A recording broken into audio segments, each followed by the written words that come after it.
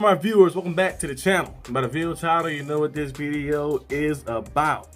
We got, of course, some training camp news, and I got my Arsenal championship today because I seen the Steelers out there fighting. You know, after fighting, after competing like that, so I feel like it's a fight night or fight day for the Steelers.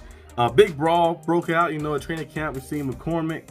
I think he was defending Justin Fields. Justin Fields was doing a read option play and got hit. And then we see a big brawl break out between Atlanta Roberts and McCormick, and then everybody jumped in. It was a crazy little scuffle, them going back and forth with each other. And I kind of knew what type of day it was going to be because early in the morning they showed that little image on Twitter that Coach Tomlin released of his Black Forces. You know, you had the Black Forces on. You know about to go down.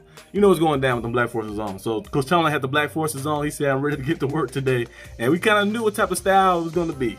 And we're out there to be a physical day, you know, team getting into it. And we love that because, you know, that competitive spirit is going to carry them on to the next level and keep that fire going because, you know, we're getting back to that physical contact. I think yesterday was the first day of pads, and now we're going to see more and more and more of the team getting more physical and getting, you know, more violent a little bit, getting back to that Steeler football. As you guys know, this season we want to be kind of like the old Steelers, you know, legally, of course, you know, not like hitting people in the head and going crazy or anything like that. But we want to be like the Steelers of old, running the football, you know, over and over and over, pounding the rock, you know, like that, running the football, different ways, different styles, but running that football, and also getting after the quarterback. If you can do those things, you're going to find a way to win a lot of games. And I think the Steelers they had a team. They have the play calling now with Coach Arthur Smith. They say like that, they like his play style too. They say he's a trash talker. He talks trash to his players. He to motivate them and pump them up as well like that. He's a very feisty individual as well. So I felt like the Steelers had the right core, right coaching core. They had the right pieces to go out there and be that physical team that we wanted to be.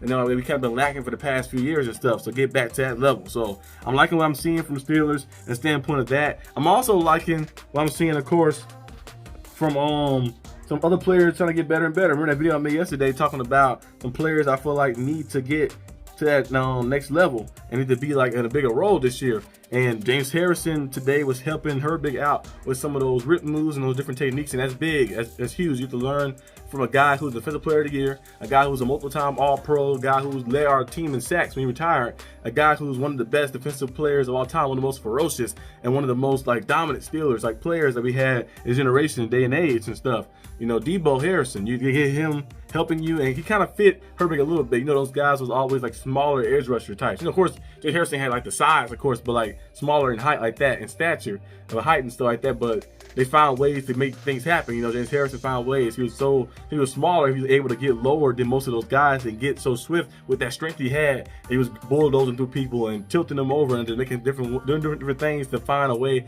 to get there to the quarterback. And we also going to see Herbig hopefully this season implement some of that stuff he's learning to get to that level as well, so we can kind of see, you know, him getting his own groove a little bit. Because last year he had a few sacks, he made a few flashes here and there, but I hope to see him kind of increase that by a lot this year.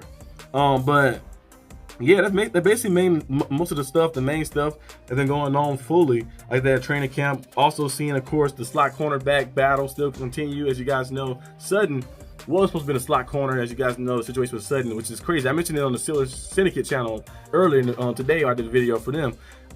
It's still crazy how you can be a guy who like did what he did and only get suspended for I think like 6 or 8 games. But we see Calvin Ridley and some other players who got suspended for gambling. I know the gambling stuff is bad and the NFL is prohibited, but you can't compare him over the stuff like, come on, NFL, you're going to suspend them for a year for gambling, but suspend him only for like 6 games or something like that. But kind of how they do things, I guess. I don't know why or how they do it. But hopefully one of these guys like Beanie Bishop Jr., Josiah Scott, Graylin, Arnold as well, when those guys step up into that role as slot corner to be the starter.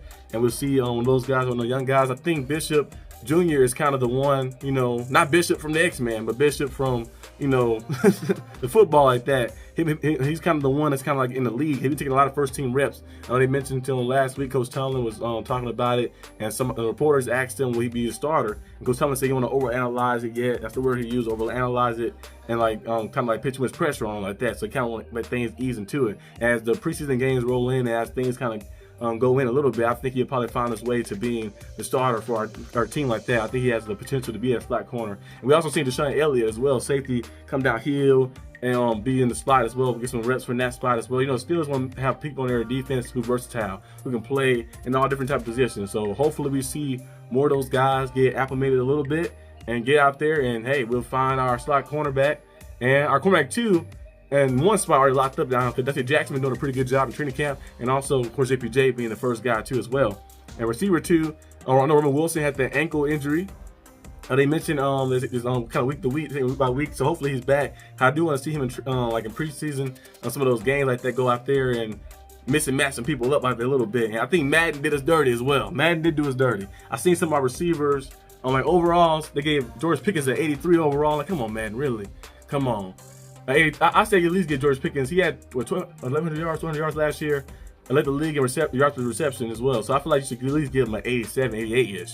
They gave George Pickens at 83. They gave Roman Wilson 71.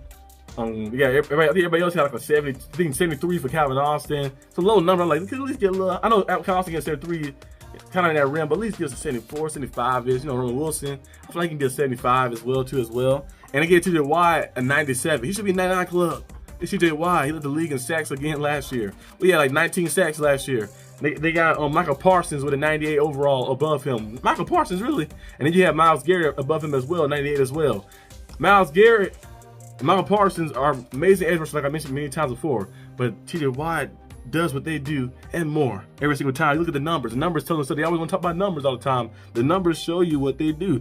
But the disrespect for TJ Watt got to stop. Hopefully this year he go out there and I want him to get 30 sacks. I don't think they're going to happen, but yeah, get close to like 20, 24, 25 sacks, break the record, and have like a few interceptions, a lot of forced fumbles and tackle for losses, all type of stuff like that, and go out there and just dominate. I feel like none of this, Myles Garrett, they're amazing players like that, great player, but they haven't had a dominant season, a better season TJ Watt has had. He had multiple seasons that are better than their best season. And Michael Parsons, same thing. He had better seasons that are better than Michael Parsons' best seasons as well. So I feel like TJ Watt should be on a higher threshold than that, but I don't know what type of like hate they have for Watt. Maybe because I don't know who do the ratings. I don't know like what Madden team be doing with the ratings and stuff, but they always have a dislike for Wyatt for some reason. But when I get the game, I'm gonna change overall. I'm gonna put Wyatt at 99. I'm gonna drop them down to 97. So I always do it every time. So I'm gonna do that again.